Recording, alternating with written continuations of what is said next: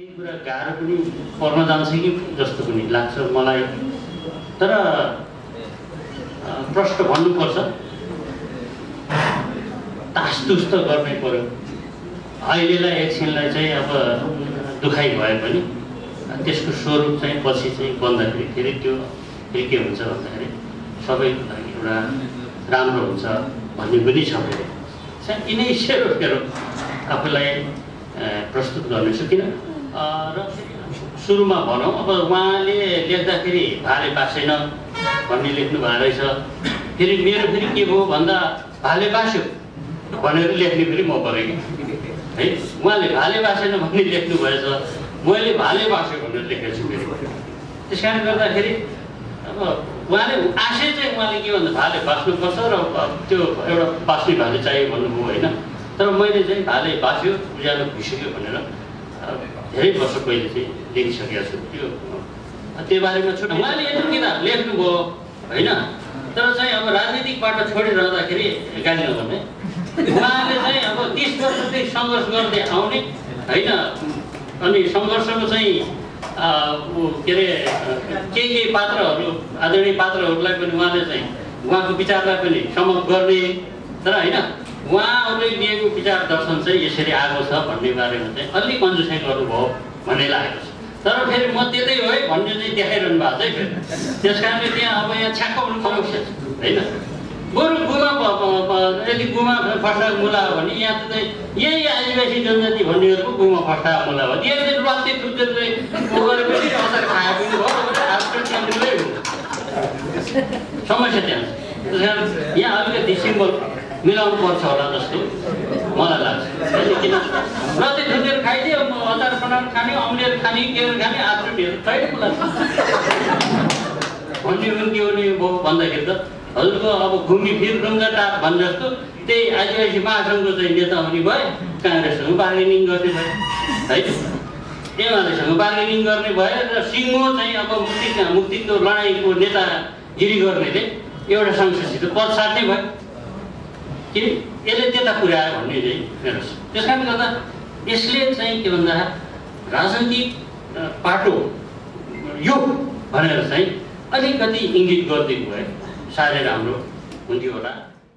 यहाँहरू सबैमा मेरो हार्दिक नमस्कार छ।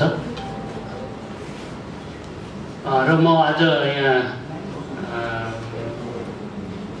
विमर्श कार्यक्रममा आइरहँदाखेरि मलाई चाहिँ अलिक अप्ठ्यारो महसुस भइरहेको छ। किन भन्दाखेरि अब कुन पाटोबाट चाहिँ यहाँ प्रवेश गरौँ भन्ने पनि हो।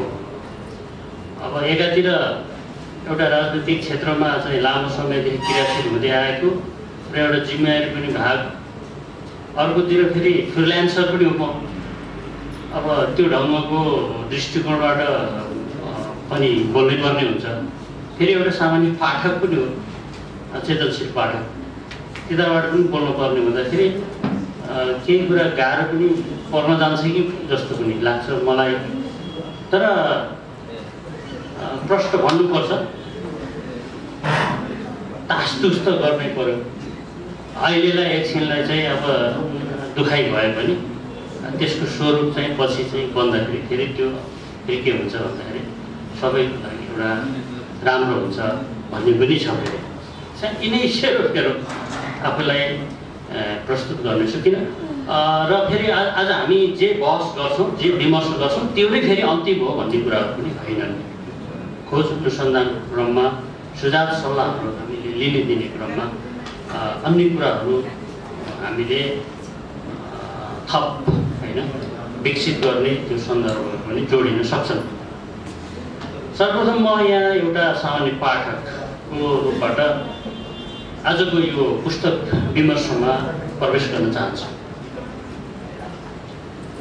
अब पुस्तकको जुन लेखनी छ, मैले पनि भन्नै पर्छ, यो लेखनीमा गहनता छ, यो लेखनीमा धेरै मेहनत छ। के अरे लेखकजीले अघि प्रत्यक्ष रूपमा पनि भन्नुभयो र उहाँले आफ्नो प्राक कथनमा पनि भन्नुभएको छ।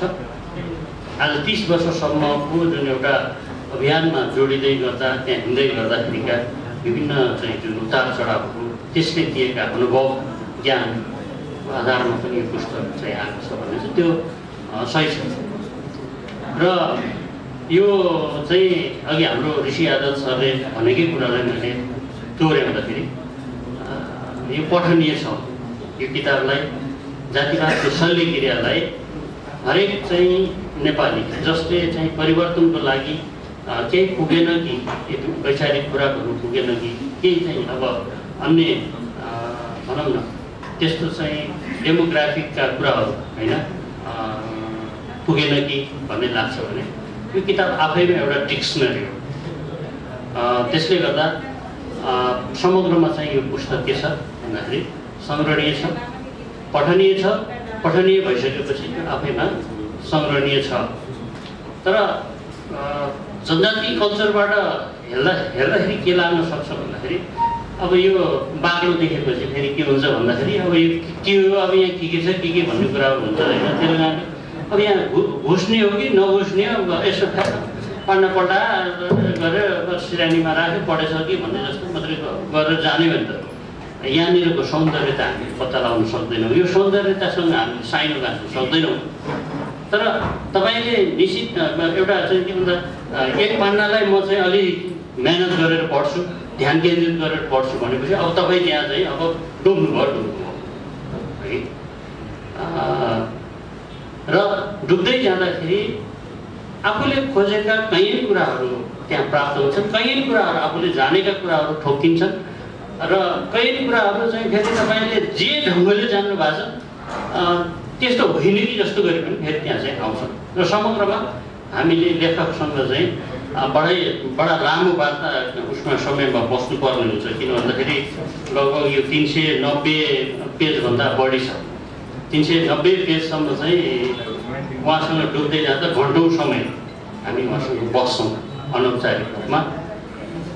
र यति कुरालाई यहाँले मध्यनजर गरेर अगाडि अर्थात् एउटा खालको यो पुस्तकको बारेमा आज छलफल भइरहँदाखेरि जिज्ञासा राखिदिनु भयो भने यो पुस्तकलाई फेरि पनि आफूले सङ्ग्रह गर्ने र अरूलाई पनि सङ्ग्रह गर्नलाई रिफर गर्ने हुन्छ नि होइन।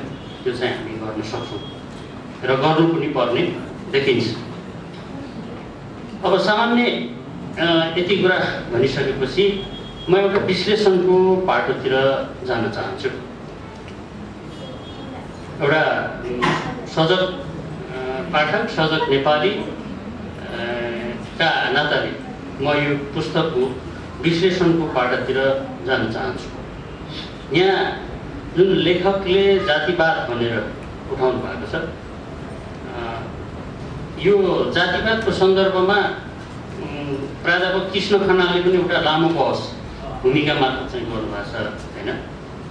उहाँले चाहिँ यसलाई जातिवादको चाहिँ जुन आनीबानी हो त्यो चाहिँ अझै गहन हुन्छ। नेपालमा जुन खालको एउटा एकाधिकार छ यो चाहिँ हेजमोनी हो, अर्थात् चाहिँ प्रभुत्व भन्ने ढङ्गबाट उहाँले चाहिँ यहाँ केन्द्रित गर्नुभएको छ।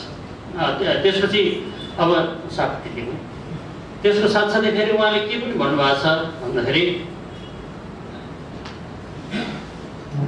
नेपाली भाषा, हिन्दू धर्म, संस्कृतिको प्रभुत्व र राज्य शक्तिमा अविच्छिन्न वर्चस्वका कारण आज पनि नेपालमा एकल जातीय सत्ताको चरित्र कायम छ भनेर एक खालको चाहिँ अस्वीकृति भन्ने चिज चाहिँ उहाँले दर्शाउन सक्नु भएको छ होइन। त्यस कारणले गर्दाखेरि प्राध्यापक कृष्ण खनाल आफैमा चाहिँ अब नेपालमा गिने चुनेको एउटा व्यक्तित्व हो एकाडेमिक क्षेत्रमा। उहाँले पनि र एकाडेमिक क्षेत्रमा मात्रै नभएर उहाँले पोलिटिकल्ली, सोसल्ली, इकोनोमिकल्ली पनि अर्थात् पोलिटिकल इकोनोमी बारेमा पनि कलम चलाउनु हुन्छ। उहाँका केही यी कुराहरूले चाहिँ अब लेखकले भन्न खोजेको कुराहरूमा चाहिँ केही स्वीकृतिहरू चाहिँ राखेको म देख्छु। तर देख्दा देख्दै पनि अब के हुन्छ भन्दाखेरि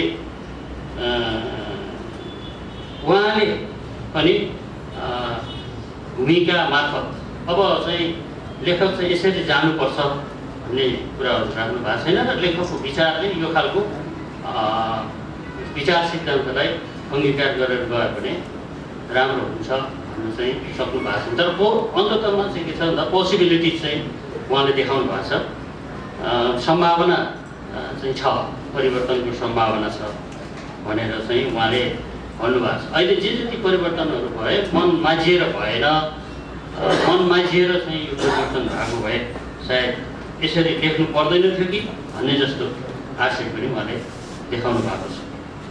तैपनि अब परिवर्तनको जुन चक्र छ या चाहिँ अगाडि बढ्ने जुन चाहिँ प्रक्रिया हो त्यसलाई चाहिँ उहाँले रोक्न सकिन्न, घडीको सुईको घुमाउन सकिन्न स्वीकार्नु भएको छ। त्यसमा मेरो पनि सहमति रह्यो। अब अर्को चाहिँ के छ भन्दाखेरि केही स्पष्ट हुन पर्ने कुराहरू चाहिँ मैले इङ्गित गरेको छु। सुरुमा भनौँ, अब उहाँले लेख्दाखेरि भाले बासेन भन्ने लेख्नु भएको रहेछ। फेरि मेरो फेरि के भयो भन्दा भाले बास्यो भनेर लेख्ने फेरि म परेँ है। उहाँले भाले बासेन भन्ने लेख्नु भएछ, मैले भाले बास्यो भनेर लेखेको छु फेरि। त्यस कारणले गर्दाखेरि अब उहाँले आशय चाहिँ उहाँले के भन्दा भाले बास्नुपर्छ र त्यो एउटा बास्ने भाले चाहियो भन्नुभयो होइन। तर मैले चाहिँ भाले बास्यो उज्यालो भइसक्यो भनेर धेरै वर्ष पहिले चाहिँ लेखिसकेको छु। त्यो बारेमा छुट्टै चर्चा गरौँ ल। त्यो कोडमा चाहिँ हाम्रो मिलन नभए पनि अहिले आएर जुन खालको विषयवस्तुहरू उठान भइरहेछ, जुन खालको अभियानहरू चलिरहेछ, यसले चाहिँ हाम्रो मिलन धेरै चाहिँ त्यो अब होइन फराकिलो बनाएको छ भन्ने चाहिँ लाग्छ। अब विश्लेषण गर्दै जाँदाखेरि के हुन्छ भन्दाखेरि जस्तो अब उहाँले मार्क्सिस्ट भ्यूबाट चाहिँ आफूलाई टोटल्ली आइसोलेट गर्न सक्नु भएन भन्ने कुरा अहिले पनि राख्नुभयो। त्यो कुराहरू यहाँ देखिन्छ। जस्तो अब क्लाइन्ट्सका कुराहरू, गोत्रका कुराहरू भए होइन, जाति राष्ट्रका कुराहरू भए, त्यसलाई चाहिँ त्यहाँनिर अलिक खारिनुपर्छ कि भन्ने लाग्छ। जस्तो हामीले पढाउँदै गर्दा के भन्छौँ भन्दाखेरि जाति, जनजाति, जाति, जात भन्छौँ होइन। जातलाई नेसनमा पढाइन्छ, नेसनको चाहिँ यो पाटो हुन्छ भनेर चाहिँ हामी भन्दछौँ, जातिको चाहिँ यो पाटो हुन्छ, जनजातिको यो पाटो हुन्छ भनेर हामी चाहिँ पढाउँदै गर्छौँ, भन्छौँ। त्यो अनुसार रेफरेन्सहरू पनि हामीले पेस गर्छौँ।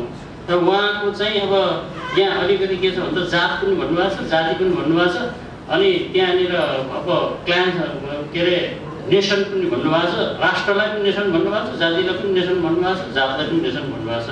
यसलाई चाहिँ अलिकति क्लियरिफाई गरेर जानुपर्छ भन्ने मलाई लाग्छ। अब खसारले चाहिँ खासमा जाति हो कि जात हो होइन, यो बारेमा पनि यो पुस्तक चाहिँ क्लियर हुनुपर्छ अगाडिको दिनमा भन्ने चाहिँ लाग्छ। अनि अर्को के छ भन्दाखेरि वर्गीय र जातीय कुराहरू चाहिँ जुन छ पेज चाहिँ तपाईँको 10 मा छ। यो वर्गीय र जातीय कुराहरू चाहिँ पेज 10 मा छ। त्यो पेज 10 मा हेरिरहँदाखेरि के हुन्छ भन्दाखेरि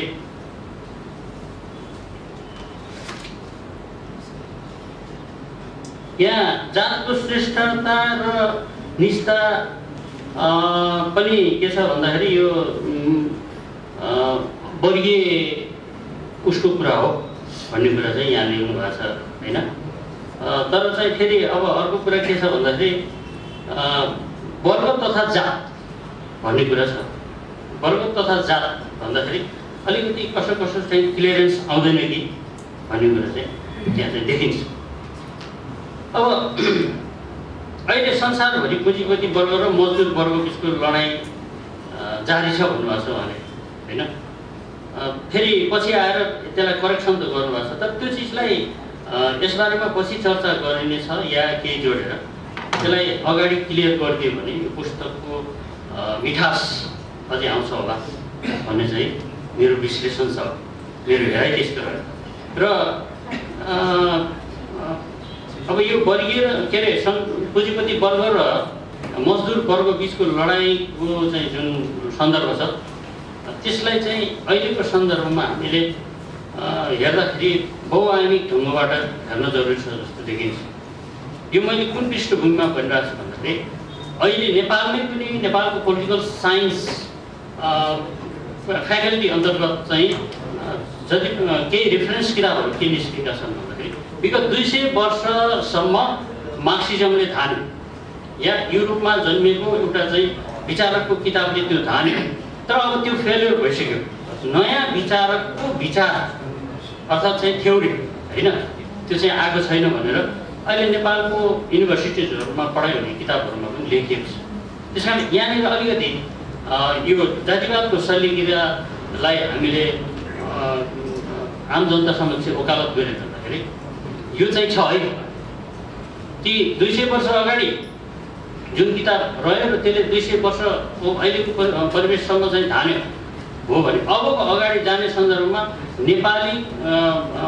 नेपालको जुन चाहिँ विशेषता छ त्यो विशेषता अनुसारको चाहिँ राज्य व्यवस्थाको परिकल्पनाको लागि पनि विचार जन्मिएको छ भन्न चाहिँ सक्नुपर्ने हुन्छ। म त्यसमा अहिले पछि आउँछु। र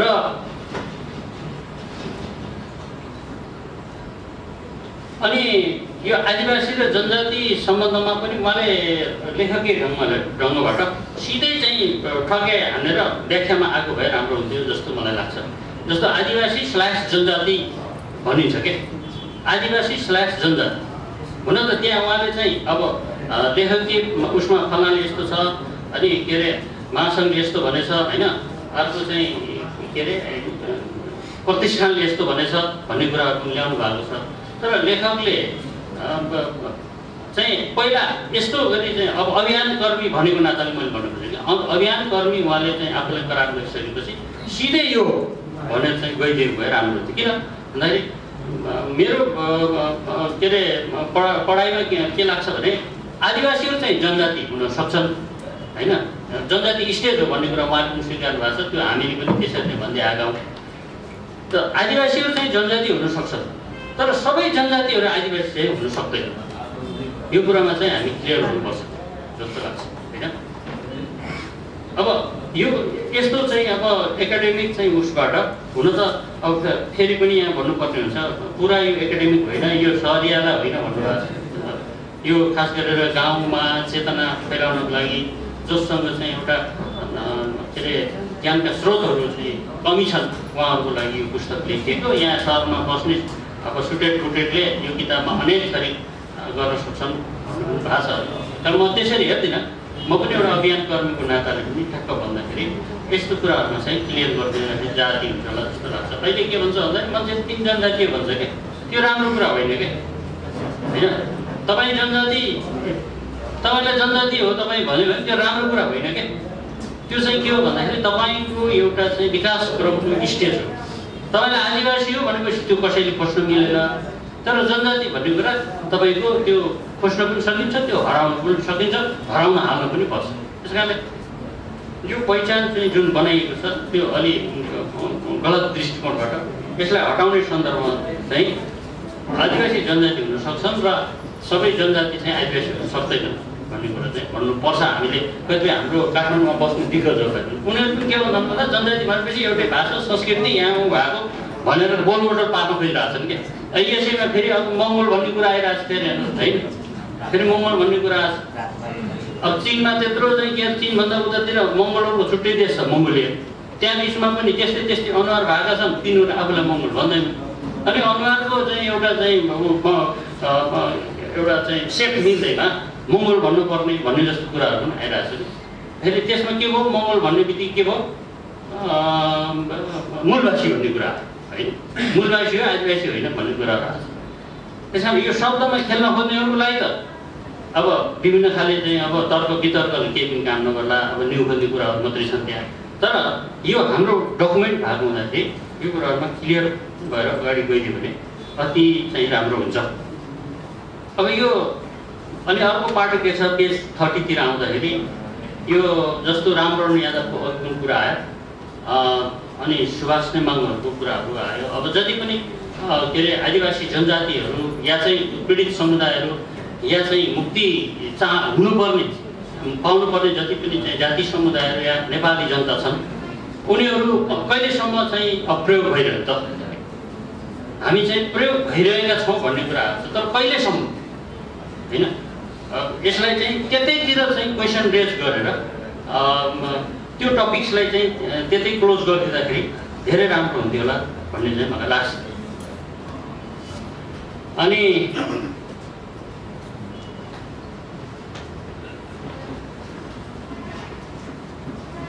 अब विचार्ने कुरो के छ भन्दाखेरि सामाजिक क्रान्तिको कुरालाई लेखकजीले चाहिँ बढी जोड दिनुभएको छ। सामाजिक क्रान्ति हाम्रो चाहिँ अब यो प्रारम्भिक क्रान्ति हो भन्नुभएको छ होइन। अब तर फेरि हामी चाहिँ पावरमा जानको लागि राजनीतिक क्रान्ति पनि गर्नुपर्छ भन्ने कुरा पनि छ। त्यस कारणले राजनीतिक क्रान्ति गर्नुपर्ने हामीलाई सामाजिक क्रान्तिमा केन्द्रित त्यो राजनीतिक क्रान्तिबारे क्लियर हुनलाई कति समय हामीले छलफल गर्ने हो र त्यो छलफल गरिसकेपछि अब हाम्रो प्रारम्भ चाहिँ सामाजिक क्रान्तिबाट हुन्छ भनेर चाहिँ हामीले चाहिँ कहिले कसलाई कसरी चाहिँ कन्भिन्स गर्ने हो यसबारेमा पनि हामीले धेरै छलफल गर्नुपर्छ होला जस्तो लाग्छ। अब अर्को कुरा छ राज्यलाई चाहिँ विभेदकारी संयन्त्र भन्नुभएको छ। अब यो साँच्चै विभेदकारी हो त? संसारको चाहिँ उसमा के अरे मानकमा हेर्ने हो भने राज्य सधैँ विभेदकारी हो कि होइन? विभेदकारी हो भने त्यो राज्यलाई नमान्ने चाहिँ अब जनता तयार गर्ने सन्दर्भमा हामीले अगाडि बढ्नुपर्ने हुन्छ होइन। यो विभेदकारी होइन, विभेदकारी हुन सक्छ र खास गरेर यो चाहिँ अब शासकहरूको चाहिँ प्रवृत्तिमा चाहिँ आधारित हुन्छ भन्ने कुरा हो भने त्यही ढङ्गले हामीले चाहिँ जनतालाई सचेत गर्नुपर्छ होला जस्तो लाग्छ। अनि निजी सम्पत्ति र पितृसत्ताको कुरा छ। निजी सम्पत्ति र पितृसत्ताको कुरा चाहिँ निजी सम्पत्तिले पनि धनी गरेको कुरा गर्यो र पितृसत्ताले पनि धनी गरिब बनाउने कुरा चाहिँ त्यो वातावरण बनायो। यहाँ वर्गीय एउटा चाहिँ समाजको निर्माण गर्नलाई चाहिँ त्यो एउटा चाहिँ त्यसले भूमिका खेल्यो भन्ने कुरा छ। अब यसमा के मेरो क्वेसन के छ भन्दाखेरि के पितृसत्ता र निजी सम्पत्तिका कुराहरू एउटै हुन् भन्ने चाहिँ मेरो एउटा जिज्ञासा छ। अब यहाँनिर यसरी चाहिँ सरसर्ती हेर्दै जाँदाखेरि म एकदम संक्षिप्तमा गइराखेको छु है। यसरी सरसर्ती हेर्दै जाँदाखेरि जुन आउती र अम्बेडकरको सपनाको कुरा आउँछ। आउतीले जुन वैज्ञानिक समाजवादी के कम्युनिस्ट के पार्टी खोलेर उहाँले त्यो पार्टी खोल्दाखेरिको दस्तावेज जुन जातिको बारेमा चाहिँ लेख्नुभयो त्यसमा उहाँले भन्नुभयो सही सिद्धान्त चाहिन्छ, नेतृत्व पनि त्यस्तै खालको चाहिन्छ र चाहिँ अब नयाँ व्यवस्थातिर हामी चाहिँ उन्मुख हुनुपर्छ भन्ने कुरा गर्नुभयो। उत्पीडितहरूको सवाल अम्बेडकरले चाहिँ शिक्षित बन्न, सङ्गठित बन्न, सङ्घर्ष गर्नु, अघि सरले पनि त्यो कुरा चाहिँ इङ्गित गर्नुभयो भन्ने कुरा गर्नुभयो होइन। अब यसमा चाहिँ अब एउटा विश्लेषण गरेर हेर्दाखेरि त्यो शिक्षित, सङ्गठित र सङ्घर्षशील हुने कुराहरूलाई हामीले कसरी लान सकिन्छ भन्ने बारेमा अलि व्यापक छलफल गर्नुपर्ने देखिन्छ। अब अर्को कन्सर्न भएको कुरा के छ भन्दाखेरि कहीँ दल हुन त अघि उहाँले मौखिक रूपमा भौतिक रूपले नै उपस्थित भएर पनि भनिसक्नुभयो। त्यहाँ एउटा छनक के आउँछ भन्दा बरु दल चाहिन्न, के अरे अब हाम्रो महावीर पुन जस्तो व्यक्तित्व, कुलमान घिसिङ जस्तो व्यक्तित्वलाई दिए पनि देश समृद्ध हुन्छ भन्ने कुरा चाहिँ गर्नुभएको छ। अब त्यसले अलिकति के भन्दा कन्ट्रोभर्सी खडा गर्छ भनेर मैले सचेत गर्न मात्रै चाहेको, तपाईँलाई आलोचना गर्न चाहेको होइन। माथिको कुराहरू उठाउनु भएको छ। अनि के अरे पार्क जङ ही भन्ने चाहिँ कोरियन नेताको कुराहरूलाई जोड दिनुभएको छ, उदाहरण त्यो दिनुभएको छ। उहाँहरू चाहिँ दलकै नेता हो नि त भनेर उहाँलाई स्मरण गराउनु खोजेको मात्र है। मैले धेरै आलोचना मैले गर्नु खोजेन। अर्थात् दलको नेता चाहिँ सही हुनु पऱ्यो।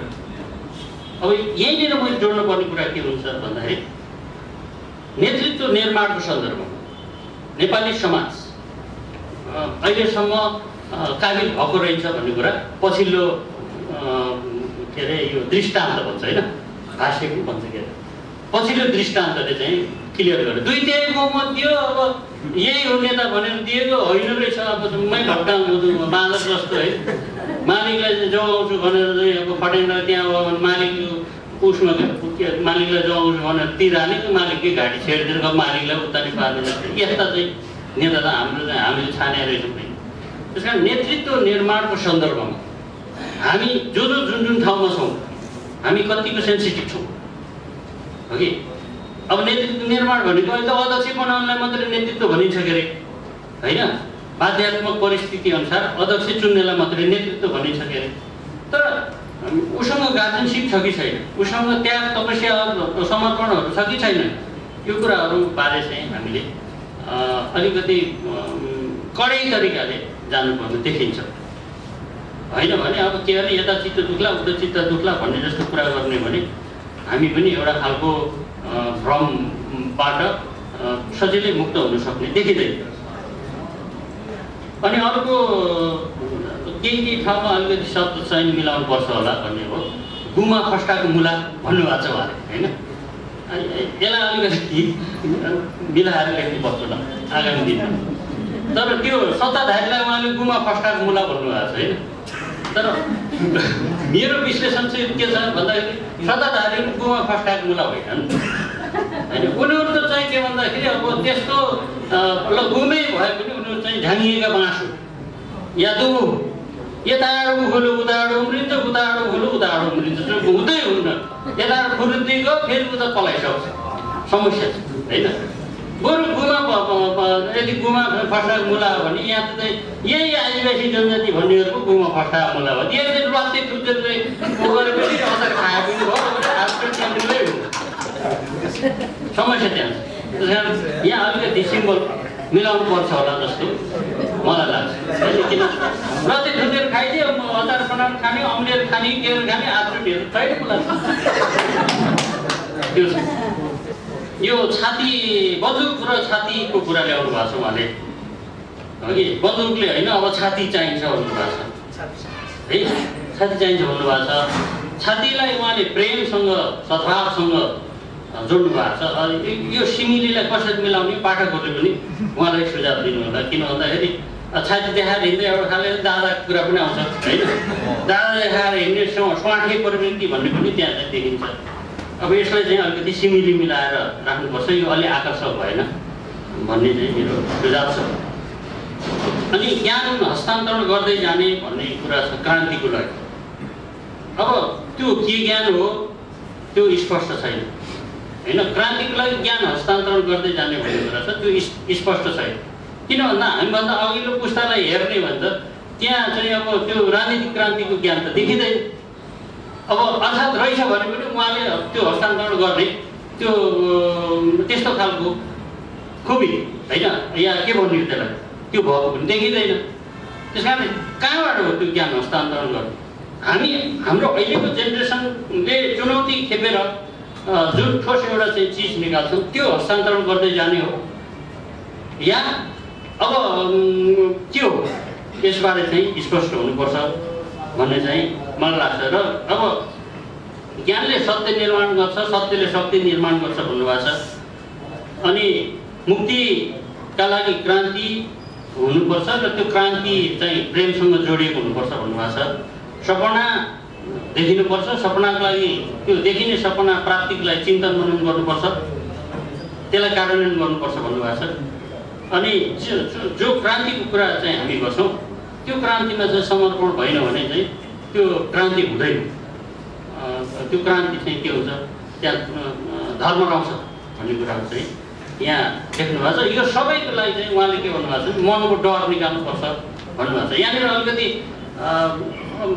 अलिकति भावनात्मक कुरा चाहिँ बढी आयो कि भन्ने मेरो चाहिँ विश्लेषण छ। मनको डर चाहिँ निकाल्ने भन्ने कुरा छ। त्यो मनको डर कसरी निस्किन्छ?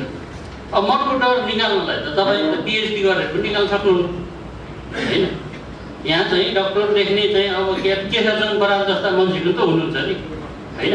अब डाक्टर ओम गुरुङ जस्ता मान्छेहरू पनि त हुनुहुन्छ नि। त्यो उहाँको मनको डर निस्किँदै निस्किन्न, केले निस्किने हो त्यो मनको डर होइन। त्यस कारणले अब यसलाई चाहिँ यहाँनिर माझ्ने कुराहरूबारे चाहिँ क्रान्तिको हतियार निर्माण गर्ने बारे चाहिँ अब यतिका किताब लेखिसकेपछि न्यु खोजिसकेपछि अहिले तलले न्यु खोज्नु पर्यो भन्ने चाहिँ मेरो सुझाव र अब अन्त्यतिर जाँदैछु म विश्लेषणको अन्त्यतिर। उहाँले मार्टिन लुथर किङको उसलाई चाहिँ के अरे उहाँ पनि मुक्तिको लडाइँको एउटा चाहिँ ऊ पथ प्रदर्शक हो, नेताहरू सबै हो। उहाँको भाषणहरू साँच्चै आँगै जिरिङ्ग गर्ने खालका भाषणहरू छन्। अब उहाँले के भन्नुभयो, दौड या दौड्नुपर्छ होइन, दौड्न सक्दैनौँ भने हिँड्नुपर्छ। अब हिँड्न सक्दैनौँ भने अब घस्रिने कुराहरू छन् है, घस्रियो घस्रिने भने अब जे गर अब तर गर्न गर भन्ने चाहिँ भन्नुभएको छ। यसरी यो किताब टुङ्गिँदाखेरि अलि मजा आएन भन्ने चाहिँ मेरो विश्लेषण छ। किन भन्दाखेरि अब यो घस्रिने नसके पनि अब सक्ने जति जे सकिन्छ गर भन्ने हो कि के हो नि भन्दाखेरि त हजुरको अब घुमिफिर रुङ्गाटाप भने जस्तो त्यही आदिवासी महासङ्घको चाहिँ नेता हुने भए, काङ्ग्रेससँग बार्गेनिङ गर्ने भए है, एमालेसँग बार्गेनिङ गर्ने भए र सिङ्गो चाहिँ अब मुक्तिको लडाइँको नेतागिरी गर्नेले एउटा सांसदसित पद साट्ने भयो। किन यसले त्यता पुर्यायो भन्ने चाहिँ मेरो छ। त्यस कारणले गर्दा यसले चाहिँ के भन्दा राजनीतिक पाटो यो भनेर चाहिँ अलिकति इङ्गित गरिदिएको भए साह्रै राम्रो हुन्थ्यो होला भन्ने चाहिँ मेरो छ। समतामूलक समृद्धिको कुरामा पनि मेरो अलिकति कमेन्ट छ। किन भन्दा समृद्धि भएर मात्रै पनि हाम्रो चाहिँ के हुन्छ, उहाँले ल्याउनु भएको छ, फेरि अलिकति तल गएर त्यहाँ चिप्लिनु भएको छ कि समृद्धि समतामूलक, समृद्ध देश समतामूलक समाज भन्नुभएको छ होइन। आज देश समृद्ध भएर मात्रै चाहिँ समाज समतामूलक हुन चाहिँ सक्दैन होला होइन।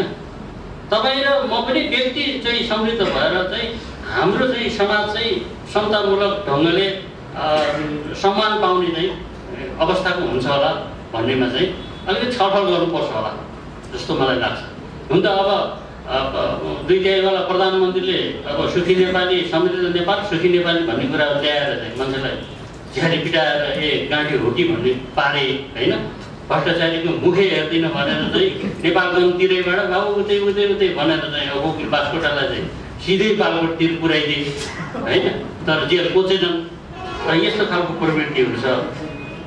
त्यस कारणले समतामूलकमै हामीले चाहिँ बढी फोकस गरौँ होला होइन। किनभने अस्तित्वको कुरा छ, पहिचानको कुरा छ, अस्तित्वको कुरा छ, अर्थात् लङ लाइफको कुरा छ होइन, लङ लाइफको कुराहरू छ। र अब यति कुराहरू आइसके पछाडि अब चाहिँ अलिकति अर्को पाटोमा प्रवेश गर्नुपर्छ होला जस्तो मलाई लाग्छ। जुन किताबले यहाँ चाहिँ अब यतिका चाहिँ के अरे शल्यक्रिया गर्दै आइसकेपछि त्यहाँ चाहिँ अब धागो सिलाएर अब दबाई यो खाने, अब इन्जेक्सन यो लाउने होइन, यो ट्याप भनिदिएको भए बिरामी सन्चो हुन्थ्यो कि। यहाँ अब दबाईहरूको रिफर छैन के हो कि, दबाईहरूको रिफर छैन, त्यो चाहिँ अब रिफर चाहिँ अब गर्नुपर्छ किताबले भन्ने चाहिँ सुझाव हो। अब यसलाई कसरी लान सकिन्छ भोलि त्यो जातिवादको शल्यक्रियाको चाहिँ पाटो, त्यसमा राजनीतिक पाटो चाहिँ जोड्न जरुरी छ। त्यसमा अन्य कतिपय पाटोहरू छुटेका पनि छन्, त्यो अब वैयक्तिक रूपमा पनि हामी उहाँलाई सुझाव दिनेछौँ। त्यो यति कुरा चाहिँ भनिसके पछाडि अब म कहाँ जान्छु भन्दाखेरि उहाँले यत्रो किताब लेख्नुभयो होइन, तर चाहिँ अब राजनीतिक पाटो छोडिरहँदाखेरि गाली नगर्ने, उहाँले चाहिँ अब 30 वर्षदेखि सङ्घर्ष गर्दै आउने होइन। अनि सङ्घर्षको चाहिँ के अरे केही पात्रहरू आदरणीय पात्रहरूलाई पनि उहाँले चाहिँ उहाँको विचारलाई पनि समर्थन गर्ने, तर होइन उहाँहरूले लिएको विचार दर्शन चाहिँ यसरी आएको छ भन्ने बारेमा चाहिँ अलि कन्जुसाइ गर्नुभयो भन्ने लागेको छ। तर फेरि म त्यतै हो है भन्ने चाहिँ देखाइरहनु भएको छ है फेरि। त्यस कारणले त्यहाँ अब यहाँ छ्याक्क हुनु पऱ्यो भन्ने चाहिँ मेरो अब उहाँलाई बल सहितको सुझाव छ। अब अब यदि भन्नुपर्दाखेरि म संक्षिप्तमा के भन्छु भन्दाखेरि अहिले जस्तो हाम्रो अगाडि विश्लेषण गरिराख्ने हाम्रो ऋषि सरले पनि केही कुरा राख्नु, रिप्रेजेन्टेसनको कुराहरूमा हामी सहमत हुन सकिन्छ भन्ने कुरा राख्नु होइन। तर अब अहिलेकै संरचनाभित्र सहमत हुन सकिन्छ कि के हुन्छ त भन्ने बारेमा फेरि दलको विकल्प दल भन्नेतिर उहाँले पनि अलि चाहिँ मन फुलाउनु भएदेखि भन्ने मलाई लाग्यो है। अब यसमा के छ भन्दाखेरि म एउटा चाहिँ राजनीतिक फिल्डको पनि के अरे अब अभियन्ता भएको नाताले, सिपाही भएको नाताले हामीले जुन विचार चाहिँ बारे वकालत गर्दै आयो त्यो त बहुजातीय लोकतान्त्रिक समाजवादको विचार हो। त्यो त 30 वर्षदेखि यहाँ चाहिँ के छ, छलफलमा छ कि 30 वर्षदेखि छलफलमा छ। त्यस्तै विचार ल्याएर चाहिँ अब हजारौँ मान्छे दशरथ रङ्गशालामा जम्मा गरेर पनि तिनी हराइसके होइन, अन्य कहाँ जम्मा गरेर पनि तिनी हराइसके। तर एउटा विचार आयो बहुजातीय लोकतान्त्रिक समाजवादको विचार, त्यो त 30 वर्षदेखि यहाँ सङ्घर्ष गर्दै आएको छ नि। कि यसले चाहिँ के अरे भाटा हानेन भनेर हो कि यसले बसको सिसा फुटालेन भनेर हो कि यसले बोर्डिङको चाहिँ के भन्छ ढोका जलाएन भनेर हो कि या के हो। त्यस कारण यसमा चाहिँ अलि मन गर्नु पर्यो भन्ने मेरो अनुरोध रहन्छ। अब यो किन रहन्छ भन्दाखेरि हामी हो अभिव्यक्तिका कुराहरू हिजो मिलेनन् होला, तर लिखितमको रूपमा बगितम चाहिँ अब जस्तो मिठो नमिठो आए पनि लिखितम त के हो भन्दाखेरि यो मुलुकको चाहिँ विशिष्टता भनेको बहुजातीय छ, बहुधार्मिक छ, बहुभाषिक छ होइन, अर्थात् चाहिँ बहुआयामिक ढङ्ग छ भन्ने नि हो नि। यस्तो खालको चाहिँ सामाजिक संरचना भएको देशमा बहुजातीय लोकतान्त्रिक समाजवाद तर्फ उन्मुख भएको विचार नै के हुन्छ, कारगर हुन्छ भनेर हामी छलफल गर्दै आएका छौँ। अब यो चिज गर्दाखेरि के छ भन्दाखेरि फेरि जातिवादी कुरा हुन्छ होइन, जातिको कुरा गर्दा जातिवादी कुरा हुन्छ। तर राजनीति विज्ञानसँग चाहिँ मिल्नु पर्यो होइन, राजनीति चाहिँ विज्ञानसँग टाइअप हुनु पर्यो। विज्ञान फेरि राजनीतिको चाहिँ अब परिवर्तन उन्मुख त्यो थ्योरीसँग टाइअप हुन सकेन भने दुइटै फेल हुन्छ क्या। किनभने त्यसलाई पनि संरक्षण गर्नु पर्यो, यता पनि चिज मिल्नु पर्यो, नत्र भने ब्यालेन्स बिग्रिन्छ। तर त्यसो भए यो बहुजातीय लोकतान्त्रिक समाजवादको चाहिँ जुन सिद्धान्त छ जनमुक्ति विचारधारा भनेर यो चाहिँ ठिक हो कि होइन भन्ने कुरा अहिले चाहिँ पछिल्लो विज्ञानको थ्योरीको कसीमा राखेर मैले हेरेँ। खास गरेर म जनमुक्ति एकाडेमी पनि प्रमुख भएको नाताले त्यो अहिले के छ भन्दा अहिलेको विज्ञानको नयाँ चाहिँ थ्योरी भनेको क्वान्टम थ्योरी हो। क्वान्टम थ्योरीले के भन्छ भन्दाखेरि संसारको आँखाले नदेख्ने चाहिँ पार्टिकल्सहरू चाहिँ छन् भने पनि त्यसको महत्त्व छ भन्छ कि त्यसको अस्तित्व कायम हुनुपर्छ भन्छ। यदि त्यसको अस्तित्व कायम नहुने भने यो चाहिँ हाम्रो पर्यावरणीय होइन समग्र चाहिँ मानव चाहिँ जीवनमा नै त्यसको चाहिँ के छ असर पर्छ, त्यसले चाहिँ मानव जीवनलाई नै अप्ठ्यारो पार्छ भन्ने कुराहरू आएको छ। त्यो हिसाबमा भन्दाखेरि त जसको जित्न भारी उसको उतना भागीदारी त्यो त हामीले भन्दै आएको नि त होइन, विगत 30 वर्षदेखि भन्दै आएको नि त। यो बारेमा चाहिँ लेखकज्यूले अब यसमा अलिकति गम्भीर ध्यान चाहिँ दिनुपर्छ भन्ने मलाई लाग्छ। अब त्यो यता मात्रै दिनुहोस् मैले भन्दिनँ, जस्तो अब मङ्गोलको पाटोबाट चाहिँ के छ, मङ्गोल नेसनल अर्गनाइजेसन भन्ने जुन चाहिँ गरेका छन् उहाँको पाटोबाट के छ त। अनि अब पूर्वमा लिङ्गवान भन्नेहरूदेखि लिएर अन्य चाहिँ अब तामाङ सालिङ दलहरू पनि छन् के उहाँहरूको पाटोबाट के थियो त भन्ने कुराहरू चाहिँ त्यहाँनिर अलिकति विश्लेषण चाहिँ राख्नुपर्छ जस्तो लाग्छ। र त्यति गरिसके पछाडि अब यो जति पनि चाहिँ अब एउटा के अरे सङ्कलन छ, यहाँ चाहिँ विचारको एउटा बहाव छ, त्यो बहावले चाहिँ टेक्ने ठाउँ पाउँछ भन्ने चाहिँ मेरो निष्कर्ष छ। विद्रोहलाई कमान्ड गर्ने पनि पोलिटिकल आइडियोलोजीले हो होइन, त्यहाँ विद्रोह छ कि छैन भनेर चिन्ने पनि पोलिटिकल सेन्सले हो भने अब त्यसलाई भोलि व्यवस्थित गर्ने हरेक कुराको म्यानेजमेन्ट गर्ने भनेको राजनीतिक चाहिँ विचारधाराले हो। कुन चाहिँ राजनीतिक विचारधारा उहाँले अब पुँजीवादलाई पनि स्वीकार्नु भएको छैन, कम्युनिस्टहरूलाई पनि स्वीकार्नु भएको छैन होइन। राप्रपाको चाहिँ पुराना हो भनेर पनि उहाँले स्वीकार्नु भएको छैन। नस्वीकारेपछि त यो हो भन्नु पर्यो। त्यस कारण त्यो हो भन्नुको लागि चाहिँ म एकपक्षीय मात्रै भएर पनि हेर्दिनँ। एउटा चाहिँ जातीय मुक्ति आन्दोलनको अभियन्ताको हिसाबले पनि म के भन्न चाहन्छु भन्दा हामी हरेक जातिलाई राज्य सत्ताको मालिक बनाउँ। अर्थात् अबको लडाइँ के हो भन्दाखेरि 100 वर्षदेखि लिने ठाउँमा रहेकाहरू अब दिने ठाउँमा जान चाहन्छ होइन। त्यो दिने ठाउँमा जान चाहनुको लागि चाहिँ एउटा पोलिटिकल आइडियोलोजी चाहिन्छ। त्यो आइडियोलोजी भनेको 30 वर्षदेखि यहाँ जनमुक्ति विचारधारा भनेर सङ्घर्ष गर्दै आइरहेको शान्तिपूर्ण सङ्घर्षको रूपमा आइरहेको छ। त्यसको लक्ष्य भनेको बहुजातीय लोकतान्त्रिक समाजवाद हो। त्यसका केही कम्पोनेन्ट्सहरू छ जस्तो संहिताको कुरा हिजो हामीले गर्दाखेरि त्यो हास्यास्पद थिए। आज त्यो हामीले भने जस्तो नआए पनि त्यो संहितामा टेकेको छ। जातीय समानुपातिक प्रतिनिधित्व कुराहरू समावेशी भन्ने शब्दमा आएर टेकाइएको छ होइन। धर्मनिरपेक्षताको कुराहरू छन् अनि त्यस्तै अन्य धेरै सामाजिक न्यायका कुराहरू छन्।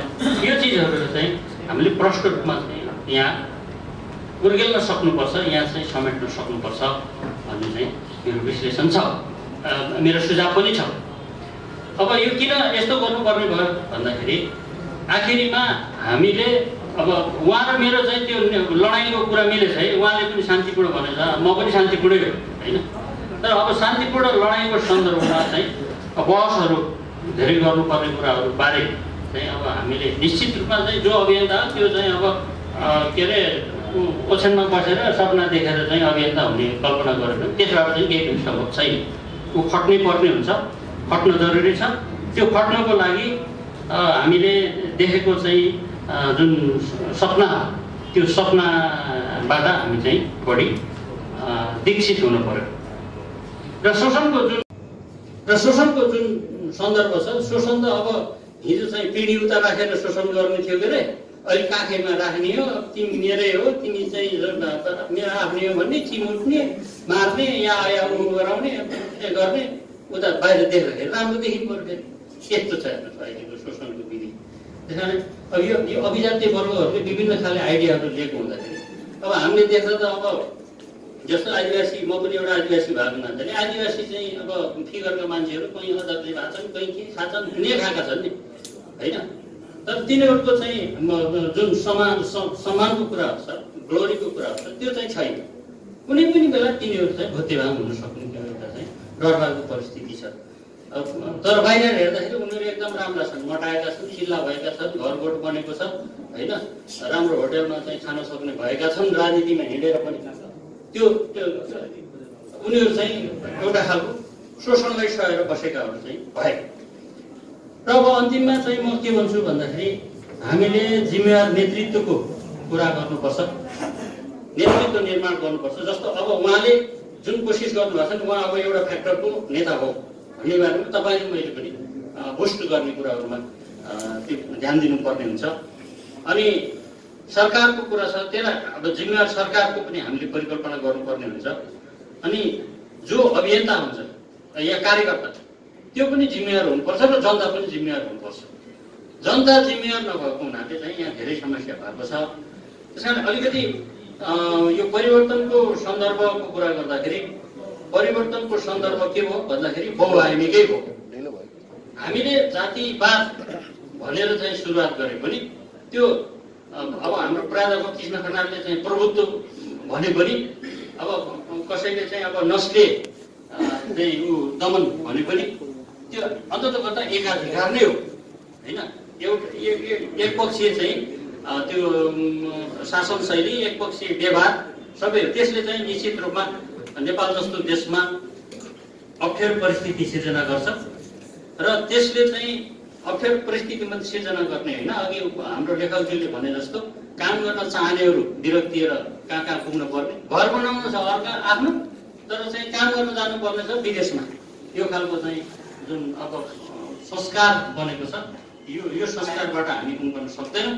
त्यसको लागि राष्ट्रिय चाहिँ अर्थतन्त्रको निर्माणको जुन सन्दर्भहरू छन् अनि पोलिटिकल्ली चाहिँ अधिकार सम्पन्न गर्ने, बाँच र बाँच्नु देऊ, आफ्नो पनि अधिकार लिने, अरूको पनि अधिकार सुनिश्चित गर्ने खालको चाहिँ पोलिटिकल आइडियोलोजीलाई हामीले बुस्टअप गर्नुपर्ने हुन्छ र अबको आन्दोलनको चाहिँ नेतृत्वकारी चाहिँ विचार पनि त्यही हो र त्यसमा चाहिँ अब नमिलेको कुराहरू के छन् त्यो मिलाउने बारेमा बरु तमाम छलफल गर्न सकिन्छ किन 30 वर्षसम्म चाहिँ छलफल गर्दै आइसके पछाडि यो हारेको छैन जितेको नभए पनि त्यसकारणले अब जित्ने भनेको जुन चाहिँ हार्दै हारेको छैन त्यसैले नै हो जित्ने अब तीनटा शक्ति जो कांग्रेस एमाले माओवादी के भन्नुभएको छ राप्रपा तिनीहरूको विकल्पको रूपमा चाहिँ अब के हो भने साम्यवादी विचारधारा पुँजीवादी विचारधाराको विकल्पमा चाहिँ अब जनमुक्ति विचारधारा बहुजातीय लोकतान्त्रिक समाजवादको लक्ष्य यो चाहिँ यो पुस्तकको मर्म बन्न सक्छ भन्ने कुरा